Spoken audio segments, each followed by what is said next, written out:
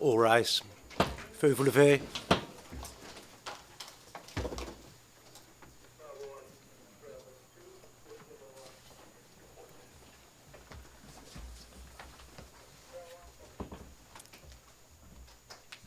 The International Criminal Tribunal for the former Yugoslavia is now in session.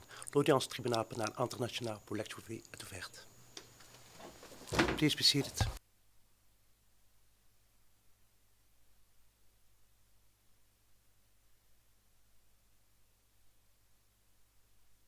Good morning to everyone. Le président, bonjour à tous et à toutes et à tous dans le prétoire et à l'extérieur du prétoire. Monsieur le greffier d'audience, s'il vous plaît, citez le numéro de l'affaire. Greffier d'audience, merci. Bonjour, monsieur le président, monsieur le juge, c'est l'affaire IT 0992. T, le procureur contre Ratko Mladic. Le président, merci, monsieur le greffier. Il y a une question à soulever concernant le point qui a été abordé le mois dernier, ou peut-être même quelques années auparavant. J'aimerais qu'on parle de cela avant de continuer à présenter les plaidoiries de la défense. Il s'agit du versement dossier de la pièce D1086. Le 30 juin 2015, pendant le témoignage de Bruno Franic, la Chambre de première instance a réservé une cote à la pièce D1086 pour une photographie qui a été montrée aux témoins, mais qui n'a toujours pas été téléchargée dans le paquet électronique. Cela est consigné au compte rendu à la page 36 500. La défense a fait télécharger cette photographie et a demandé son versement au dossier le 15 décembre 2016. Et cela s'est passé après le rappel de la part du greffe le 7 décembre 2016. L'accusation a informé la défense et la Chambre qu'elle ne souhaite pas d'objection au versement de cette photographie. La Chambre rappelle que cette photographie a été montrée aux témoins pendant la présentation des moyens à décharge de la défense. Bien que la présentation des moyens à décharge est terminée, vu qu'il n'y a pas d'objection au versement de ces documents et vu les circonstances spécifiques concernant ce document, la Chambre va faire verser à titre exceptionnel ce document à ce stade de la procédure et la Chambre doit signer une cote à cette pièce à conviction. C'est la cote des 1086. Conformément à l'article 65 ter, il s'agit du document qui porte le numéro 1D 054 40 59A. Et maintenant, c'est versé au dossier Maître Ivetic. Si vous êtes prêt à poursuivre vos plaidoiries, vous pouvez prendre la parole, Maître Ivetic. Avant de poursuivre, j'aimerais parler de deux corrections concernant deux citations de la semaine dernière, puisque vous avez posé des questions à moi vendredi dernier. Il s'agissait des pertes essuyées par la colonne et le témoignage de M. Butler. C'est au paragraphe 27-38 jusqu'à 27-51 de notre mémoire en clôture et non pas au paragraphe 22-64, ce que j'ai donc dit de façon erronée dans le prétoire. De même, pour ce qui est des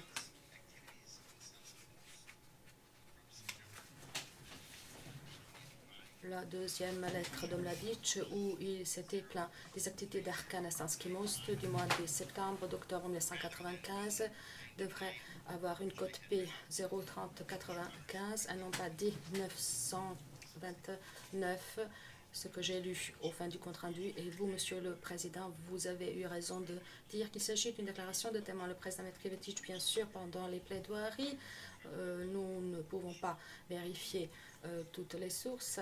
Et vu qu'il y a un petit nombre de sources vérifiées par moi et vu qu'il y avait beaucoup d'erreurs qui ont été commises également par l'accusation, je vous prie de nous fournir des références exactes puisque maintenant il est facile de les corriger, mais plus tard, pour ce qui est de la communication avec les parties au procès, après le réquisitoire et les plaidoiries, c'est quelque chose qui sera difficile à mettre.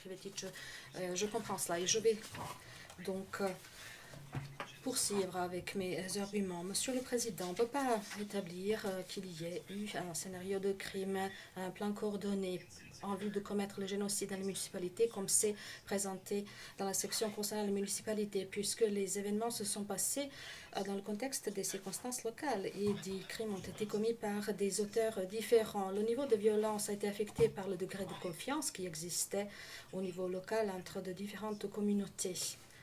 Pour ce qui est de Prijedor, les souvenirs de la Deuxième Guerre mondiale étaient toujours gravés à l'esprit de la plupart des résidents serbes de cette partie de la Bosnie. Et pour ce qui est de ce degré de confiance entre les différents groupes ethniques, il était limité. Nous fournissons des exemples.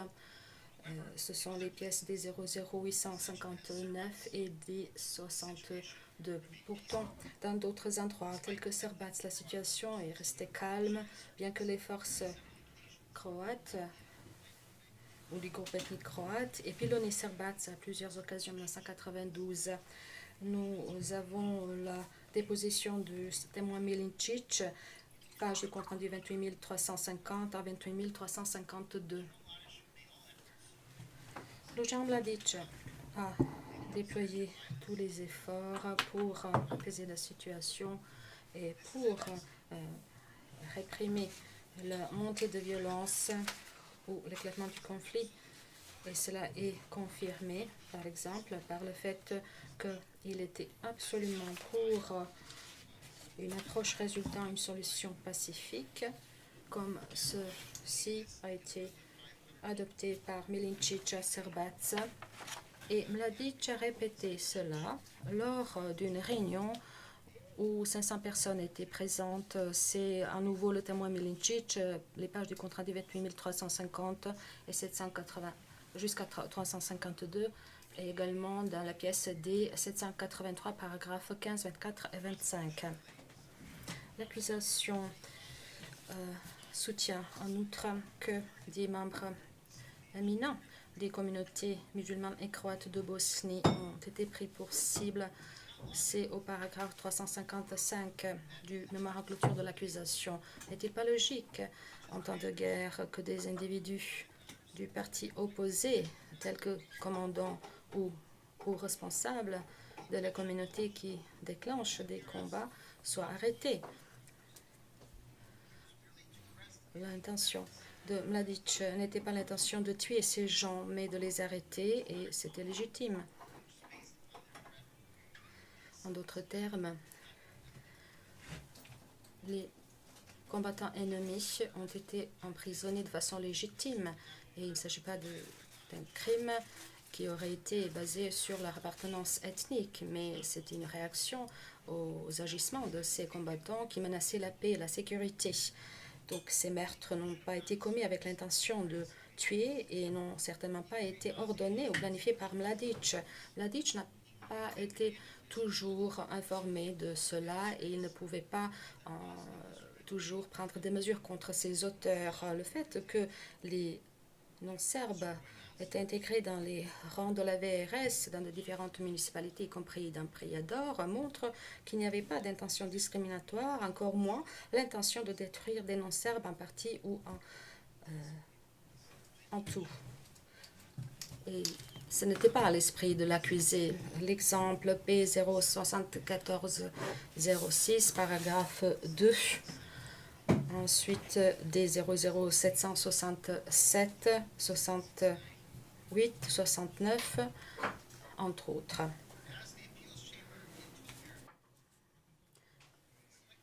De plus, la Chambre d'appel dans l'affaire Tolmir a confirmé que la prise pour cible de façon sélective des dirigeants d'un groupe protégé peut constituer l'acte de génocide seulement si ces dirigeants sont choisis à cause de l'impact que leur disparition aurait eu sur le groupe en tant que tel.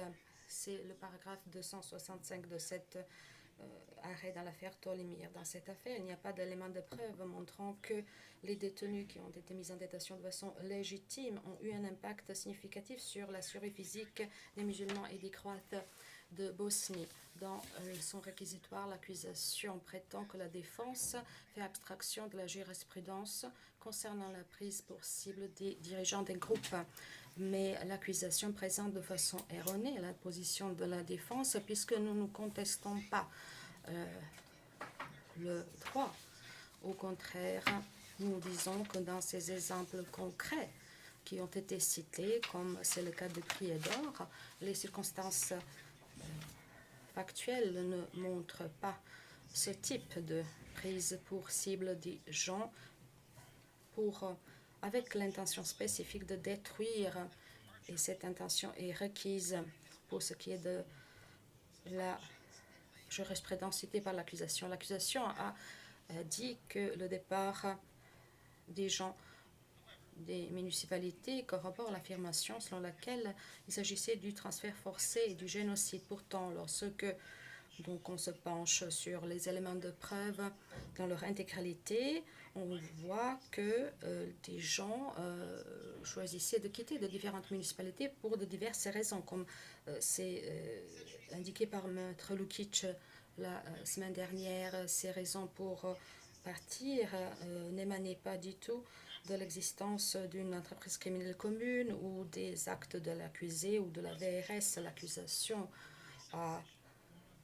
commence par une présupposition selon laquelle des gens partaient puisqu'il existait une entreprise criminelle commune et à cause des actes de la VRS.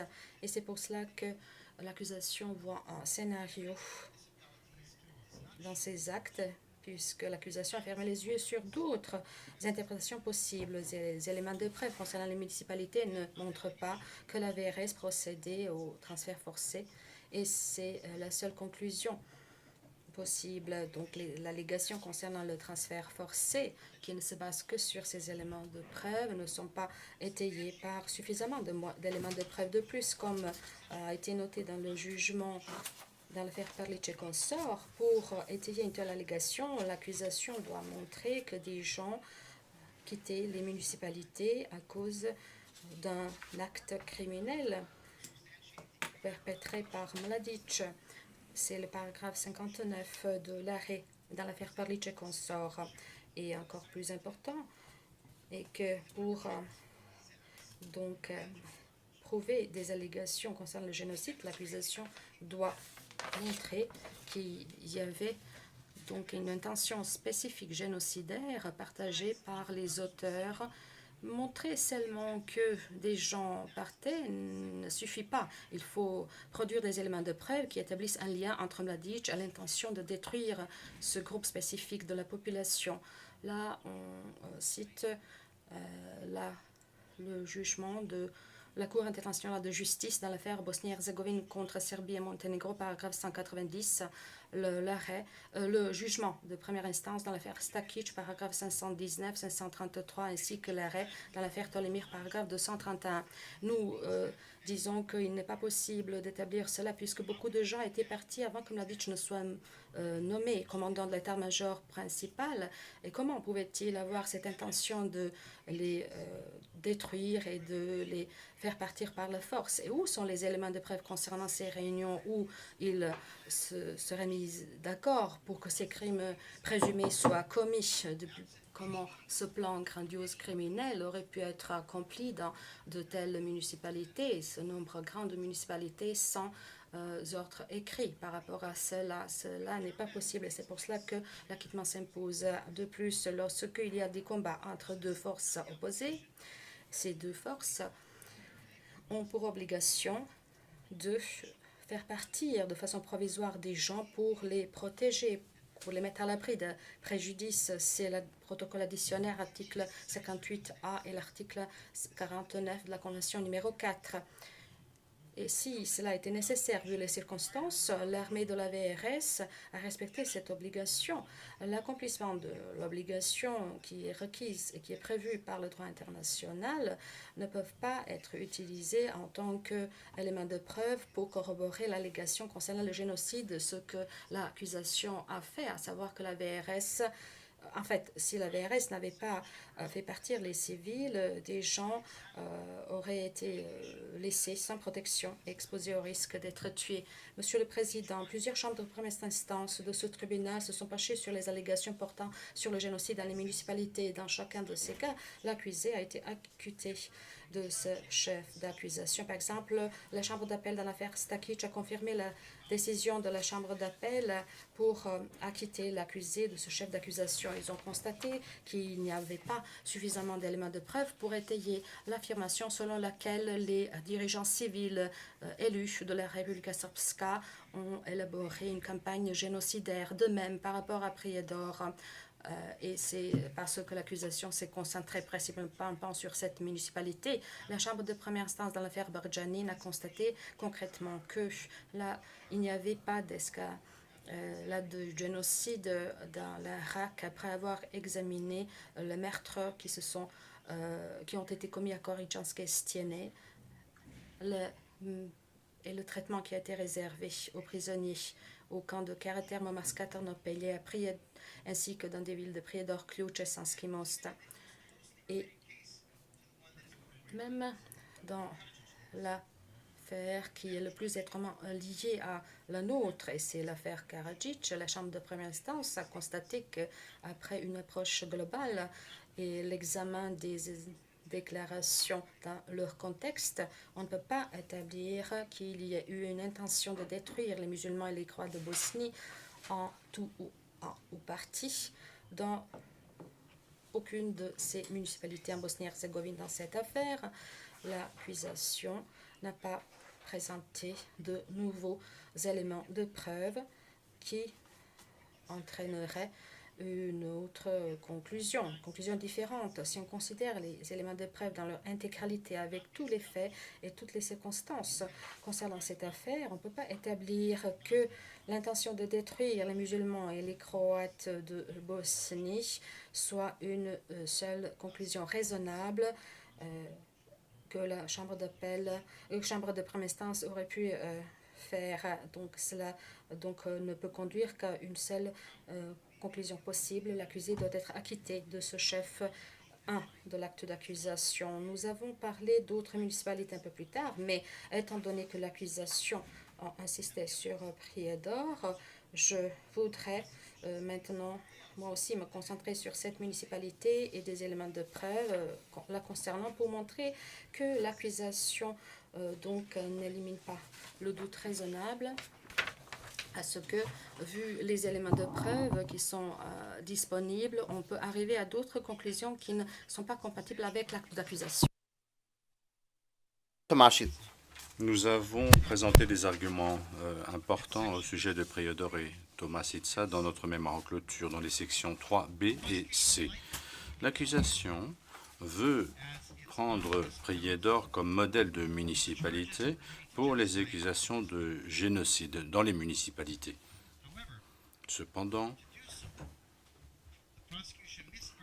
pour ce faire, l'accusation a un raisonnement erroné et déforme les faits, tout en espérant que vous oubliez ou ignorez des conclusions alternatives qui découlent des moyens de preuve, et cela n'est pas correct. L'existence de conclusions alternatives découlant des preuves agit in dubio pro reo et fonde un doute raisonnable et montre que l'accusation ne s'est pas acquittée de la charge de la preuve. Nous ne mettons en évidence que quelques facteurs significatifs pour Prijedor. L'accusation prétend que le départ des civils de Prijedor faisait partie d'une entreprise criminelle commune visant à éliminer ou détruire les non-serbes, tous les non-serbes. Et dans son mémoire en clôture, elle prétend que celle-ci a commencé avec la prise du pouvoir par les Serbes à Prijedor. Paragraphe 2 et 9 annexe à Prijedor. En outre, elle ajoute que tout cela a commencé avec des mesures visant à désarmer les villages non-serbes dans les régions de Ambarine et Kozarac, y compris Brdo. mémoire en clôture de l'accusation, paragraphe 15-17, qui entrait après Yedor. L'accusation passe sous silence que des conclusions alternatives peuvent être trouvées dans les preuves, à savoir que l'absence d'électricité, l'absence de biens de consommation et la pénurie d'autres articles essentiels a eu pour conséquence que Prijedor fonctionnait à 10 à 15% de ses capacités et que la population cherche à survivre dans ce contexte de pénurie. C'est la pièce de l'accusation P 4131 qui le prouve. Donc, il ne s'agit pas que des non-serbes, mais des serbes aussi, qui étaient confrontés à ces pénuries. D'autres documents et éléments de preuve montrent également des pénuries de médicaments, d'électricité, d'eau et de vivres à Prijedor. P 338, page 146, P 3278, page 17. Il y a un témoin de l'accusation qui a déposé à ce sujet à T 2097. Nous avons également P 7847, page 11, et P 7385, page 26. Dans une telle situation, le bon sens et la logique veulent que certaines personnes quittent une zone touchée par ces pénuries pour aller ailleurs où elles pensent que cela va mieux ou cela va effectivement mieux. Les preuves montrent que des quartiers et villages entiers à Prijedor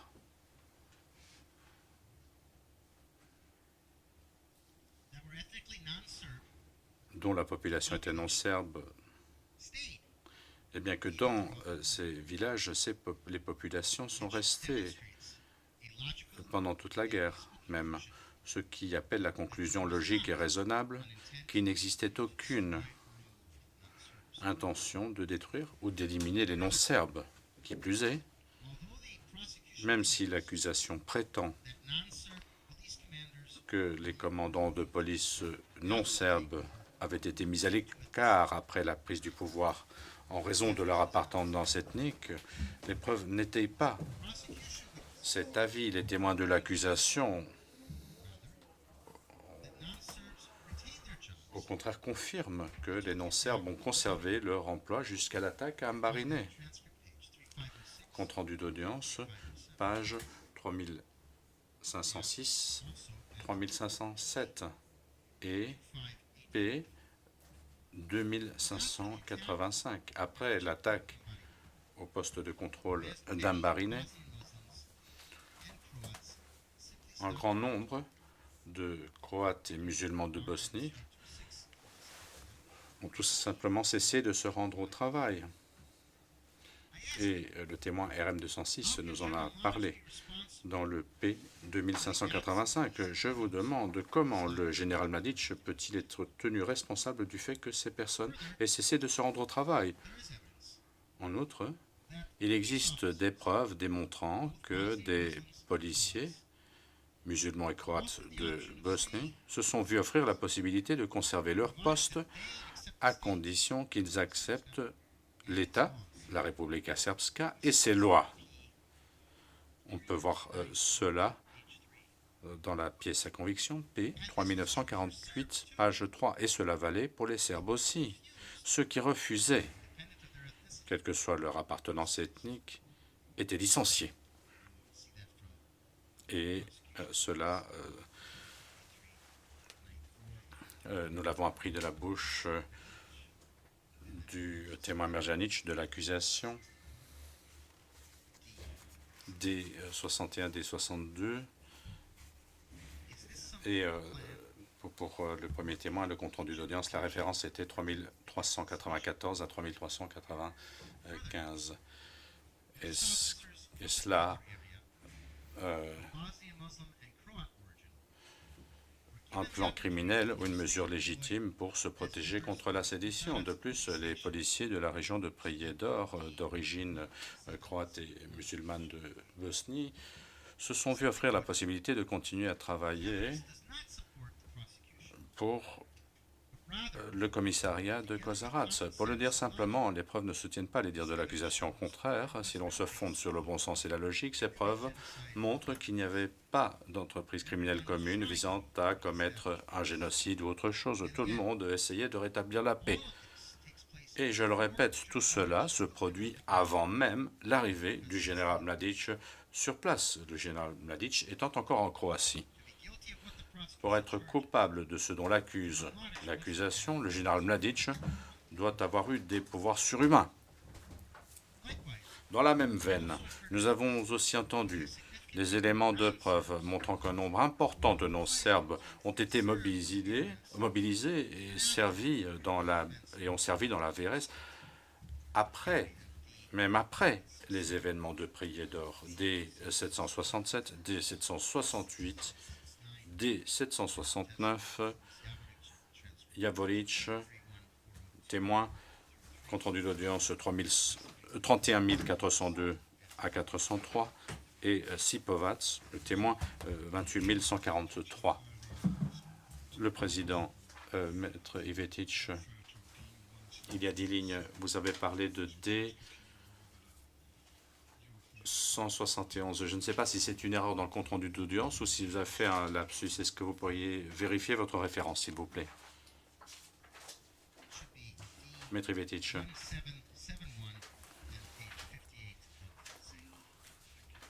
Il doit s'agir de la pièce D 1771, page 58. Le président, merci. Vous pouvez poursuivre. Merci. Alors, la mobilisation et le service des non-serbes dans la VRS montrent que la VRS et le général Mladic ne visaient aucunement le génocide, la destruction ou l'élimination des non-serbes, mais cherchaient au contraire à assurer la défense légitime de tous les citoyens loyaux à la République serbe contre des ennemis armés. D 896 est une liste de conscrits. Cette pièce démontre que 380 Croates, 108 Bosniaques, 78 Ukrainiens et des soldats d'autres nationalités étaient présents. Et nous parlons des unités de la VRS à Prijedor. Radic a expliqué comment il avait compilé ce document. Les Croates et musulmans de Bosnie représentaient plus de 10% des unités des effectifs de la VRS dans la région de Prijedor pendant la guerre, et certaines unités comportaient jusqu'à 20 à 30% de musulmans et de Croates de Bosnie. Sipovac a témoigné dans ce sens. Compte rendu d'audience 28 145. Nous avons également D 767 et D 896. Le témoin Radic a déclaré que plus de 12% des hommes des 6e et 2e bataillons de la 43e brigade motorisée étaient des non-serbes et que le commandant de garnison de Prijedor était déterminé à protéger de manière égale tous les citoyens sur le territoire de la municipalité de Prijedor, indépendamment de leur appartenance ethnique, et les a invités à rejoindre les rangs de la VRSD 0930, paragraphe 23. Le témoin Javoric a confirmé que des unités de la VRS, avec des Croates et des musulmans, ont également participé à la percée à travers le corridor. Compte rendu d'audience, page 31 401. Et le témoin Sipovac a déclaré, compte rendu d'audience 28 143, le bataillon de Ljubija le 6e bataillon motorisé comportait des hommes d'une région multiethnique et que dans leur composition, on trouvait des Serbes, des Croates et des musulmans. Si l'on veut détruire quelqu'un, on ne les invite pas à rejoindre son armée et on ne les arme pas. Et ces preuves appellent une conclusion toute autre. Est-ce que ces officiers et soldats de la VRS non serbes commettent un génocide contre eux-mêmes, contre leur famille? Cela n'est pas logique. Et dès lors, la thèse de l'accusation n'est pas logique. Et donc, vous devez prononcer l'acquittement. La théorie erronée de l'accusation au sujet de la participation de la VRS à un génocide est même contraire aux preuves de l'accusation. Prenons la pièce à conviction P 2874, un ordre du 21 mai 1992 émanant du commandement du premier corps de la Krajina de la VRS qui couvre la zone de Prijedor. L'intention y apparaît clairement de faire de la VRS l'armée, pas seulement du peuple serbe, mais de tous les patriotes et de tous les citoyens qui sont prêts à se battre dans ses rangs pour les objectifs justes du peuple serbe, la défense de l'intégrité territoriale de la République et la paix dans ces régions.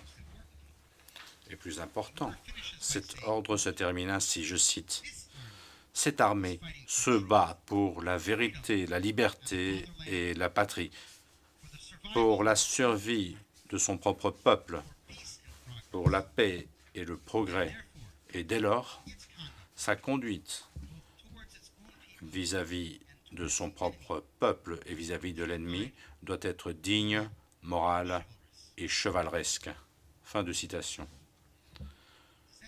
Cela ressemble-t-il à un ordre illégal de commettre des crimes? Ou au contraire, comme le voudrait le bon sens,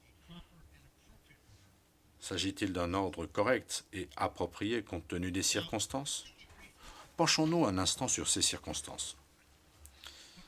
Mais avant cela, vous devez vous demander comment l'accusation peut prouver de façon irréfutable, comme il lui incombe, notamment pour ce qui est du dolus spécialiste du génocide, si elle ne peut produire d'ordre émanant du commandement de la VRS, de Mladic lui-même, de commettre un génocide à Prijedor. Si elle prouve aussi bien, si elle peut aussi bien prouver où sont ses ordres, si sa thèse est de nature à emporter la conviction, tout ce qu'elle peut faire est de vous demander de déformer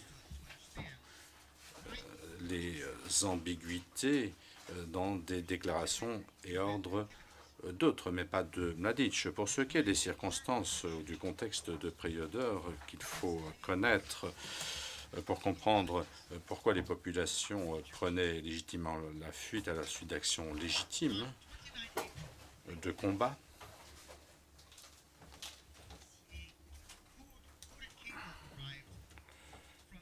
et pourquoi les actions armées contre les forces ennemies dans les villages étaient légitimes. Le 29 avril 1992 est arrivé un récépissé d'un télégramme codé envoyé par le quartier général de la police à Sarajevo, de la police de Bosnie à Sarajevo, ordonnant aux musulmans de Bosnie d'attaquer les Serbes. Le juge Flegue, vous avez dit le 29 avril, n'est-ce pas? C'est exact, dit M. Vetic. Le juge Flegue, à ce moment-là, il faut corriger le compte-rendu d'audience. Maître Vetic, ce télégramme avait été envoyé par la TO et le MOUP musulmans de Bosnie, Aliya Delis Mustavovic et Hassan Efendic à Sarajevo, à leurs frères à Prijedor et ailleurs. Et par hasard, en raison d'un remplacement dans les équipes, ce télégramme a été découvert par un policier serbe qui avait remplacé un policier. Le témoin Manjic en a parlé à D826, paragraphe 9. À cause de cela, les politiciens serbes ont décidé, avec l'aide de la police locale, P288, P7634, page 1, P3917, page 4, de prendre le pouvoir dans la municipalité de Prijedor, ce qu'ils ont fait le 30 avril 1992. D895, paragraphe 21, D826, paragraphe 9. Il convient donc de souligner une fois de plus que ces mesures ont été prises avant l'entrée en fonction du général Mladic en tant que commandant de l'état-major principal. Donc, comment peut-il être tenu pour responsable de quelque chose qu'ils ne peuvent pas vraiment maîtriser? Je le répète, est-il un surhomme?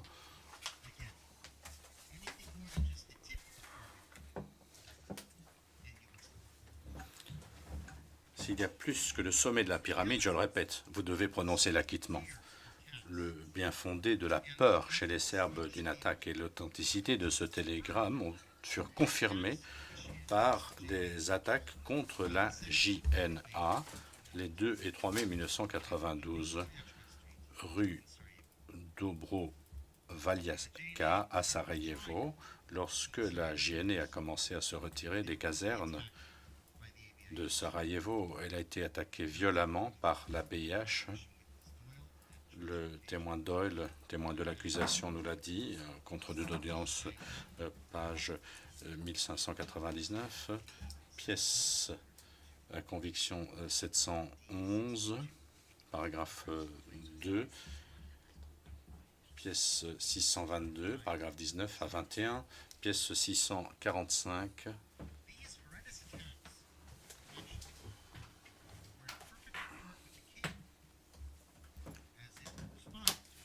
paragraphe 7 et d'autres. Ces attaques et ces actions correspondaient exactement avec ce que disait le télégramme. Regardez le télégramme D625. On ne répétera jamais assez qu'après la prise du pouvoir par les Serbes à Prijedor, qui a eu lieu sans qu'un coup de feu ne soit tiré et sans la participation du général Mladic, la situation était calme et pacifique jusqu'au 22 mai 1992. Et 3617. Témoin Dragojevic. Compte rendu d'audience, page 35605 à 606. Les preuves montrent que plusieurs initiatives ont été prises par les Serbes afin de rencontrer les Croates et musulmans de Bosnie pour empêcher un conflit armé. P. 4160, page 1-2, témoin Vujic, page 35053. La situation n'a pas explosé à Prijedor jusqu'à ce que des événements hostiles aient lieu causés par des forces paramilitaires musulmanes armées qui étaient similaires aux actions préconisées par le télégramme codé dont je viens de parler. Le 22 mai 1992, 6 soldats de la VRS, dont 2 étaient des Croates de Bosnie, ont été arrêtés et attaqués un barillet à un poste de contrôle musulman sans motif. D 912, P 482, P 2900, page 15, D 834, page 2 à 9, D 895, paragraphe 22-23, notamment. Plusieurs soldats de la VRS ont été tués et blessés, dont parmi eux des non-serbes. D 912, P 3987, paragraphes 2 et 10, P 482, page 1, D 863, paragraphe 9, notamment. Quelques jours plus tard, le 24 mai 1992, les forces musulmanes de Bosnie ont attaqué de nouveau, s'en prenant cette fois à une colonne militaire de la VRS à Kozarac. Des 895, paragraphe 25, témoin Yavoric, page 31491, 4160, 3555.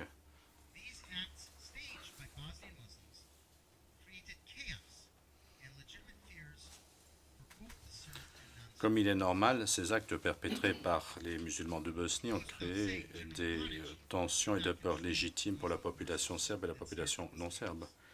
Et ici encore, il va sans dire que le général Mladic ne maîtrisait pas les forces musulmanes qui ont été à l'origine de ce chaos. Il faut également souligner que l'accusation incrimine ces mesures visant à désarmer les paramilitaires non serbes dans ces villages et suggère qu'il s'agit d'une partie de la prétendue entreprise criminelle commune. Pour le justifier, il y a un document de Zelalia du 16 mai 1992, paragraphe 15 du mémoire de l'accusation.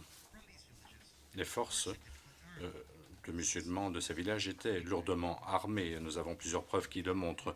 P 2894, 4061, D 7299 notamment. Mais ce qui est instructif, ce sont les mots utilisés par Zelaya pour l'ultimatum. Donc, puisque l'accusation utilise cet ultimatum pour justifier ses dires et ses affirmations.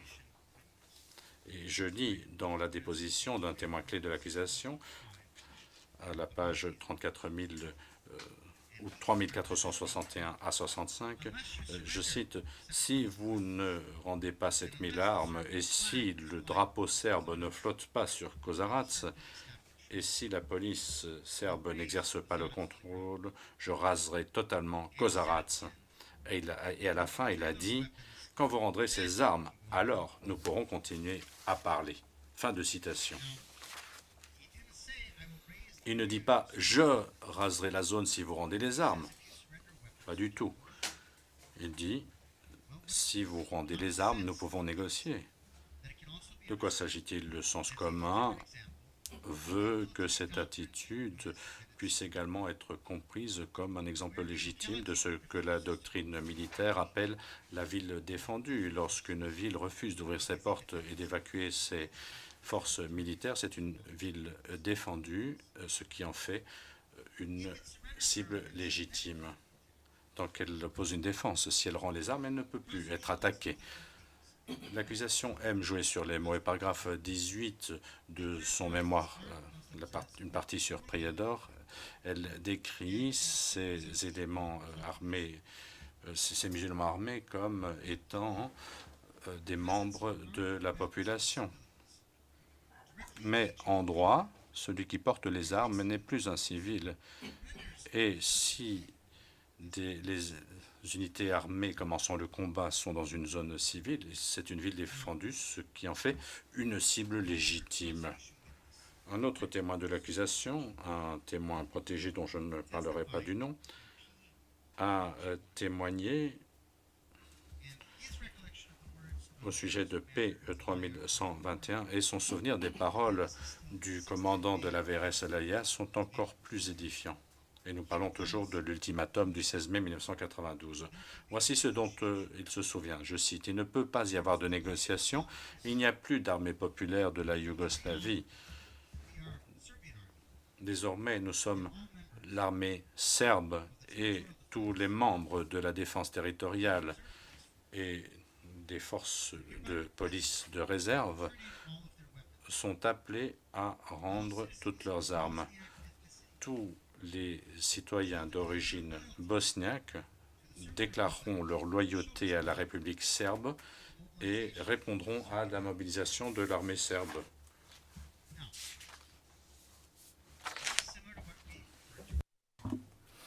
Eh bien, c'est exactement ce que nous disions il y a un instant, au cœur de cet affrontement avec des tirs venant de partout.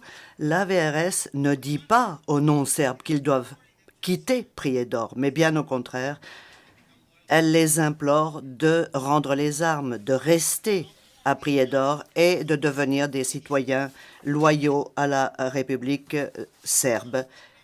Et ce qui est encore plus important, elle leur demande de rejoindre ses rangs, de se joindre à l'armée.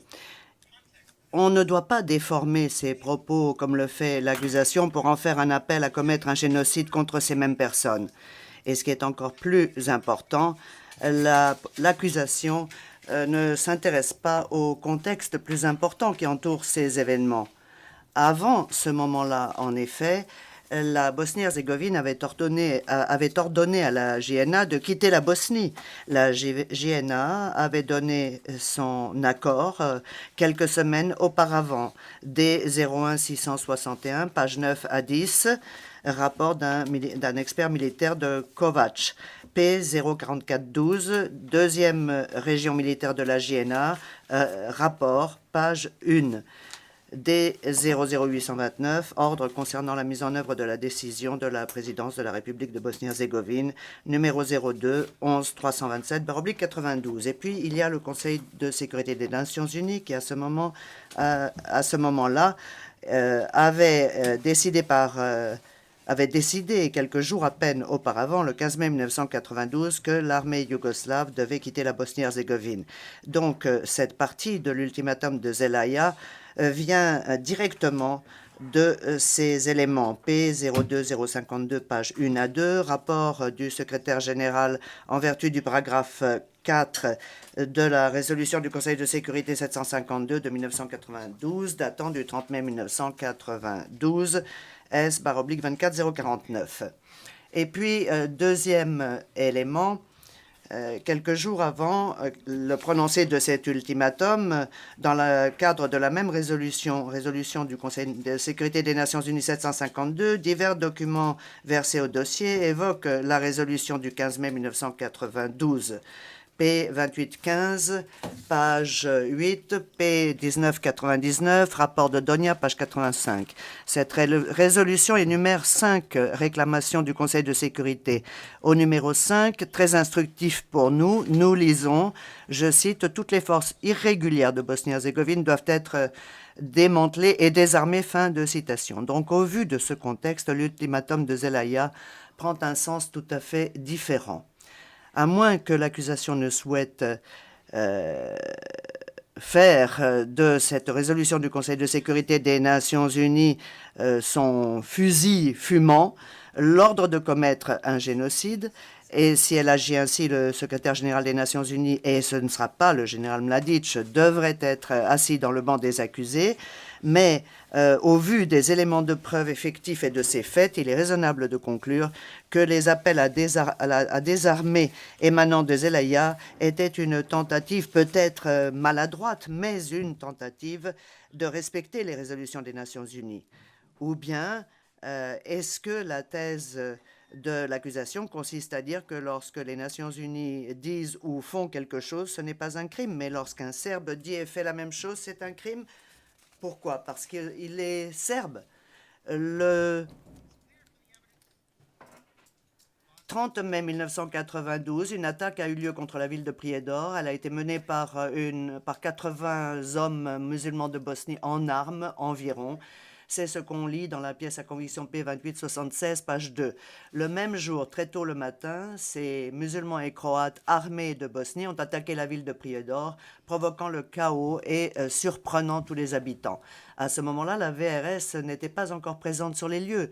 Nous avons le témoignage d'un témoin, page 29-918 du compte-rendu d'audience, pièce D826, D1041, paragraphe 5, d'où il ressort clairement que les forces musulmanes et croates de Bosnie avaient un plan bien structuré. Elles étaient déjà bien entraînées et avaient constitué de multiples groupes qui avaient reçu pour mission de s'emparer des lieux les plus importants. Leur but était de s'emparer des principaux bâtiments de Prijedor, tels que le siège du MUP et le bâtiment de la mairie, dès 930, le témoin Rodic, dès 826, le témoin Manjic, l'ont dit. Et dans cette mission, ils ont d'abord réussi à la mener à bien en s'emparant du centre-ville et en essayant de mettre le feu à un hôtel et en engageant des combats devant le bâtiment de la municipalité. P2876, D930 et le témoin Mandic évoquent ces faits. Alors que l'accusation déclare que le centre-ville, également connu sous le nom de Stari Grad, avait été attaqué par les Serbes dans le cadre d'une entreprise criminelle commune, l'ensemble du contexte montre que des éléments de preuve existent selon lesquels les musulmans et croates armés de Bosnie, après l'attaque sur le centre-ville de Prijedor, ont retiré leurs forces vers Stari Grad et engagé des attaques à partir de cet endroit. D859, paragraphe 13, le témoin Vujic, page 34-500 du compte-rendu d'audience. Pendant toutes ces attaques, au moins 17 membres de la police serbe de Bosnie ont été tués et un grand nombre d'hommes ont été sérieusement ou légèrement blessés. Dès 930, paragraphe 11. Y compris des particuliers innocents tels que Goran Dragojevic, un conducteur d'ambulance, et le témoin Jesic, ont essuyé des tirs des groupes armés musulmans et croates de Bosnie et ont été transformés en otages et utilisés en tant que boucliers humains. D1052, page 2, D1049, paragraphe 7 et transcript page 29-919 pour le témoin Jesic. Alors, est-ce que le général Mladic est l'homme qui a donné l'ordre à ces musulmans et croates de Bosnie d'attaquer Prijedor? Est-ce qu'il est responsable des actes commis par l'ennemi? Non. Mais ces actes ont eu un effet grave sur Prijedor. Ils ont fait naître la crainte parmi les villageois de Prijedor qui se rappelaient les événements de la Seconde Guerre mondiale au moment où les Croates et musulmans de Bosnie, de ces mêmes villages, avaient tenté un génocide contre les Serbes. Rappelez-vous les nombreux éléments de preuve qui évoquent les pertes sévères essuyées par les Serbes durant les différents actes d'hostilité armée commis à Ambarine, Kozarac et cette attaque de Prijedor, ces trois événements impliquant des groupes paramilitaires armés, des unités paramilitaires armées croates et musulmanes de Bosnie également.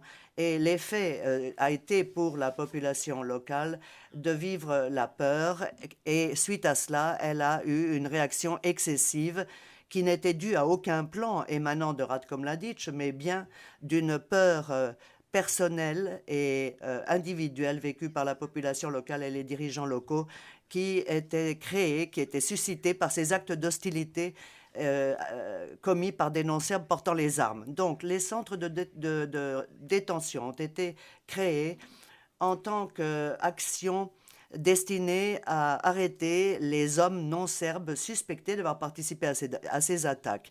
Ils ont fait l'objet d'enquêtes.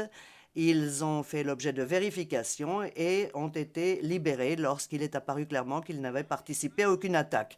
P4160, page 4, P2900, page 30, P480, page 76. Ces centres, je parle d'Omarska et de Keraterm en particulier, n'ont pas été créés par la VRS. Ils ont été établis et placés sous le contrôle de la cellule de crise locale et de la police civile du MUP de Prijedor. D1041, paragraphe 8, P480, pages 20 et 21, P4160, pages 3 à 4, P2900, pages 11 et 30, entre autres. L'armée n'a pas participé à cela. Contrairement aux implications malvenues de l'accusation selon lesquelles l'armée aurait eu un rôle à jouer dans ces centres. Au paragraphe 33 du mémoire final, du mémoire en clôture, correction de l'interprète de l'accusation concernant Prijedor, l'accusation a même admis que Keraterm et Omarska étaient dirigés par le Centre de sécurité publique SJB de Prijedor, c'est-à-dire par la police civile. Pour ces deux centres, la VRS avait été appelée à prendre la direction et l'opération des centres, mais la VRS a refusé et par conséquent n'a jamais eu la moindre participation à cette gestion. D1111, D852, paragraphe 43. À Keraterme, la VRS était stationnée uniquement à l'extérieur du périmètre, dans une annexe du complexe de Keraterme, sans jamais pénétrer à l'intérieur du centre en tant que tel. Le témoin Rodic a évoqué ce fait en page 33-067 du compte-rendu d'audience. À Omarska, la VRS ne menait à bien que des services de garde, encore une fois à l'extérieur du complexe. Witness Rodic a évoqué cela à la page 33-110 du compte-rendu d'audience. Le général Mladic ne peut donc pas être tenu responsable des actes des autorités civiles. Quant à Ternopolier, c'était un centre de réfugiés établi encore une fois par la cellule de crise de Prijedor et géré par la défense territoriale et la police locale. Nous avons le témoin Kelechevich, page 37-263 du transcript qui le dit.